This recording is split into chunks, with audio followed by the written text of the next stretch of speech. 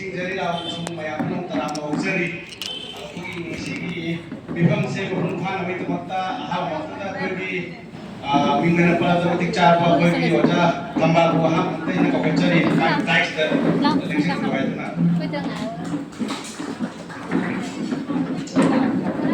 ꯃꯊꯪꯁꯤꯅ ꯑꯩꯈꯣꯏꯒꯤ ꯁ꯭ꯔꯤ ꯁ꯭ꯔꯤ ꯂꯗꯥꯒꯣꯕꯤꯟꯗ ꯁꯦꯕꯥ ꯃꯔꯨꯞꯀꯤ ꯑꯩꯈꯣꯏꯒꯤ ꯁꯦꯀ꯭ꯔꯦꯇꯔꯤ ꯑꯩꯈꯣꯏꯒꯤ ꯉꯥꯉꯣꯝ ꯄ꯭ꯔꯚꯥꯟꯕꯨꯁꯨ ꯑꯩꯅ ꯀꯧꯈꯠꯆꯔꯤ ꯇꯥꯏꯛꯁꯇ ꯂꯦꯡꯁꯤꯟꯕꯤꯌꯨ ꯍꯥꯏꯗꯨꯅ ꯑꯗꯨꯒ ꯃꯊꯪꯁꯤꯅ ꯑꯩꯈꯣꯏꯒꯤ ꯈꯨꯟꯁꯤꯒꯤ ꯍꯧꯔꯛꯄꯗꯒꯤ ꯍꯦꯛ ꯄꯨꯗꯨꯅ ꯂꯥꯛꯄ ꯃꯌꯥꯝꯅꯁꯨ ꯁꯛꯈꯪꯅꯔꯕ ꯑꯩꯈꯣꯏꯒꯤ कमिटी से हॉस्पिटल की एक लंबी रखवा तो मैं उस सकना है मैं खंगी रखवा वजह मुझे वो मुझे खबर चल रही टाइस तक से भी मतलब वजह मुझे मार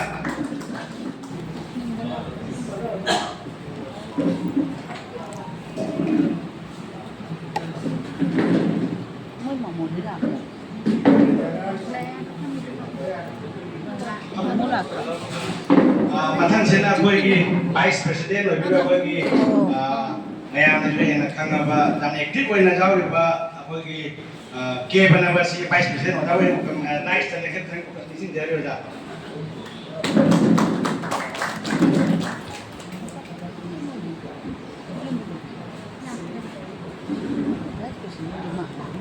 कमिटी ऐसे की कोई हमने ऐसे सिंह माय की मकम दा एक मतुंग दा कोई मिफम से मकम खाना चतन में तमक कोई प्रेसिडेंट ने सिनेजर के माइक से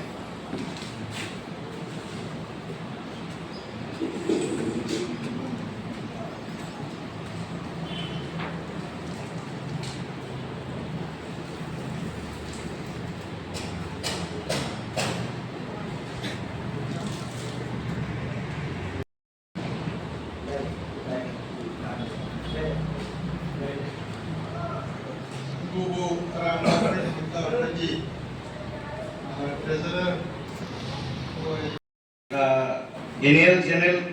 मीटिंग एजीएम है ना चाहिए कि मिफम से कोई मरोई ना चाहिए कुछ की अप्रैल दा तो बनी कोई चाहिए फाइनेंशियल मार्च लोर का अप्रैल तो कहना तो हम तक से शुक्र होना बने कि इलेक्शन ताकि वह तो मैं यहाँ के कुछ उनसा तो कितना लग से हम कर जाए तो बने तो ना हम तो दा नसी कोई मिफम से अगर मैं तमक दा मिफम को मैं अपना मिफम दा इलेक्शन के मतुंग दा इन्हें मैं यहाँ को शो तसे ना जामना हराओ तयामना कोई कमिटी की साइड तक ही लोकना मैं आपको तारा मोक्सरी लोइना लोइना ना कोई नसी की मिफम से अवध ना मैं कोई नसी की थोरम पर ये मथांग मथांग वाला कोई प्रेसिडेंट ना निचिंग जनों में कमी निचिंग जाए मथांग जिदी कोई 2025 की 1 अप्रैल देखी ना 2026 की 31 मार्च की मनुष्य का कोई खुंगी बा अंधरा लेके जे तो मेंबर नहीं कोई तो तमता कोई मेंबर में आपना कोई इसका मिनट तमतंग ले के हलगा कोई राजा जी संगठन दा माय ले भाई तमता तंग कोई मुझे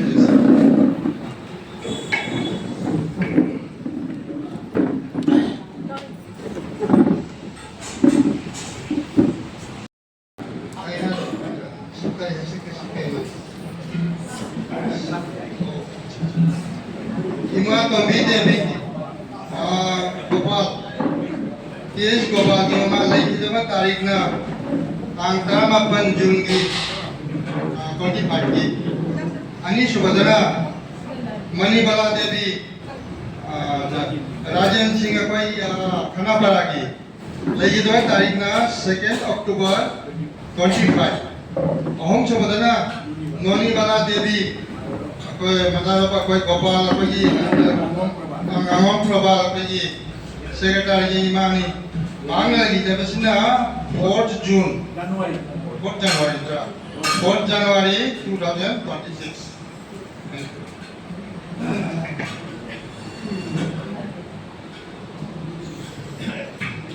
जे तम लख ले हुजिक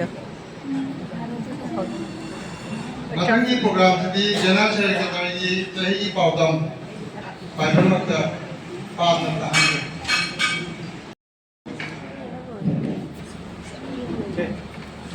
Ya, kasih yang bagi sisi raga pindah salah baru. Ya kurang awal beri jauh yang pernah bu, ina dan sekretari ina yang bu orang dah berjari.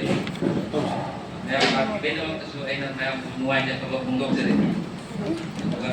Kau dan 25-26 dah kau ini nisab,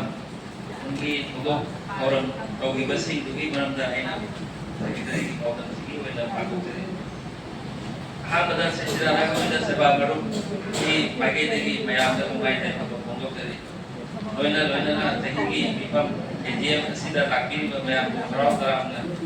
Teramna komite ini pagi tadi teramna tadi.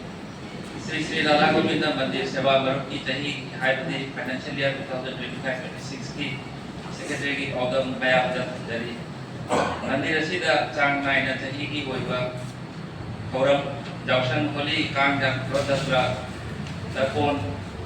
Hari Utana Cingga Kakak Tuna Lak Komiti Asigi Executive Member Dan Nawana Kona Dona MPLAD Han Palak Mana Manung Da Palak Kokung Ahan Ba Takaki Amdak Kiba Ba Renana Member Sing Dagi Kai Masih kalau Renana Kogi Member Su Koi Ba Si Medan Jam Diren Singwana still bukan jam dan naik nanti kita maksa kan tidak kita maksa komisi bagi degi maksa nak agak jauh. Sekretari kami perbal su agak jauh nanti kita maksa wal dari yang donate ko bagi maksa. Karena nuai bawa mana komisi asina jam nak kan nak pernah tu na DMC ki mai ki mini high mass flight amat hindu nampak. Masih kita maksa DMC ki member su agak jauh DMC GMDA ki mai gay day su water correction तो कहीं high से साबन लोई तो ना लोई है हाँ तो वही ना मिलाल गुवाहाटी बना सिंधु ना मंदिर सीधा तकाप मंदिर तो ना बिटे में एक दंपति होगी लोई ना माय पाक ना बस आदर सिंह ने सुख सर्टिफिकेट दे दोगी तो की बात है अम्मा सीधा नौ ना मेंबर अपुम कब मंदिर सीखी मेंबर लोई ना जाओगी कोई सिंह अदुगी मन लोई ना बल्ला बल्ला तो जब सची मोहन सिंह और Haiden Ija Kumar Singh Sapna Devi amasung Sri Radha Govinda Mandir Sewa Baru ki punna member apun Kishore ki kuya da chang kuya father chang Dewa Makoi Singh Adudi Srimati Imatomi Devi D.H. Gopal Singh Mati Mama Devi 19 June 2025 Jogja Guwahati Srimati Manibala Devi Kunjam Rajan Singh di Mama kita Numit 2nd October 2025 Kanapura Jogja Srimati Manibala Devi Ngamo Prabhat Singh amasung Ngamo Tipo Singh ki Mama ni kita Numit 4 January 2026 Jogja Guwahati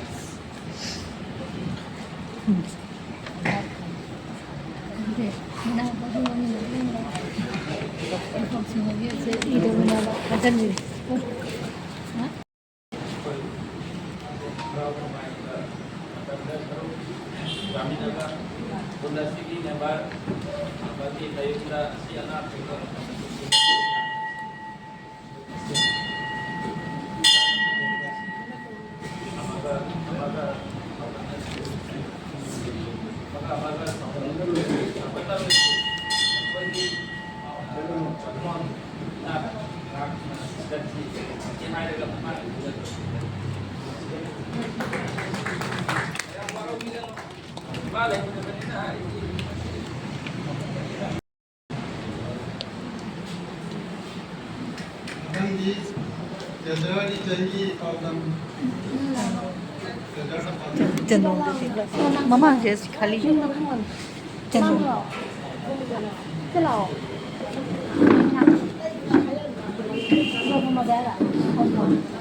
चंदों का खेलना है खजदा जो चंदों का खेलना है खजदा जो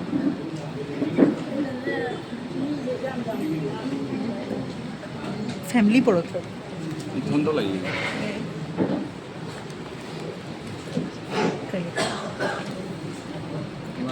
मैं हमने होजी से कोई पाउदम सेक्रेटरी की पाउदम तामी है जैसे का सेक्रेटरी की मांग टाइमिंग है टाइम में जिन्हें बता इमोशन है ना कहीं कोई नहीं हमारा जाते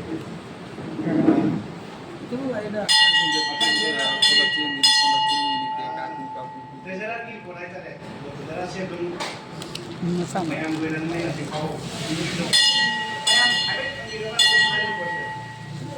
Nang pandiri na bigo. Si pandiri.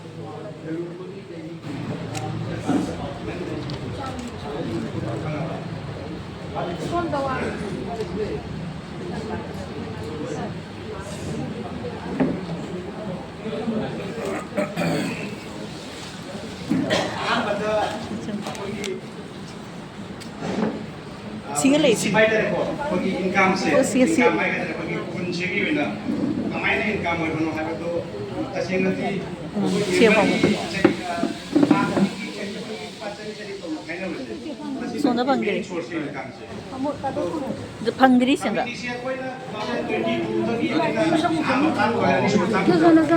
Maning da, ako'y pangge.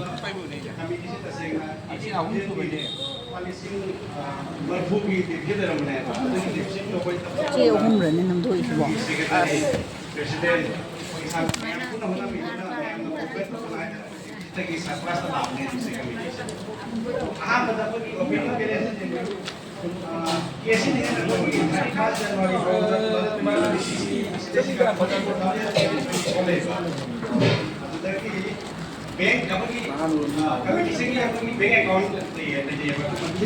Các bạn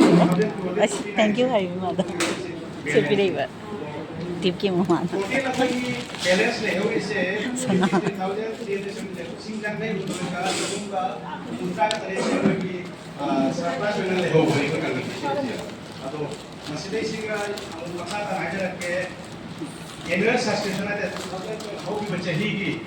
कोई मेंबर पे अंदर की चली मेंबर बिस्काइला बतो उनका मसले से का पाल लागा मगा सुनता आगा चाकू का उतरे शिकारा की वजह से इनका महीना मतलब नसे ना कोई एडवांस सब्सक्रिप्शन है ना तो कहता ममान चाहिए kunci sila pagi member pagi ba singian sila kita ba una ni mga tunsa la pa de luga so ko la kana na kana ya ma na na chahi ba kana to lo mangso ra ro ba ta ko de advance application से lakh percent वाले से तरह का चनिए में लाख रहे Sini hen sini do. Pwede na pwede do. Fund drive है तेरे को की कमिटी से कि फंड ड्राइव से मेंबर ज्वाइन तो बस नहीं वाली सिंह तरह आपका चंगा हम पुनः लोग बने तो पुनः कोई नहीं मेंबर से इसलिए कि अपन तंग कलेक्टर जो से सिंह पुनः मत कर पचांगा masih mak कोई न्यू मेंबर सिंह तक कलेक्ट और भी बनी अब भी मामा ini kita Mga tuta. चलिए मकान की बने कोई कलेक्शन है ना मामा चाहिए नहीं को दूसरा की कोई की ब्लड जाता कोई कान को भी बचे हो बगा कोई बगा कान को कान की बचे ना पुनः कोई एक रिफान पुनः कान की बा अदर मतलब तरपन की तम कान की बचे ना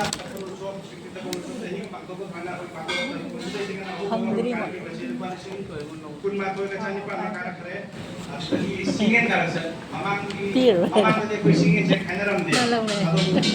mamang ki ho ki ba ye de de ki singen che ko pudi ki pa chali chali khana pa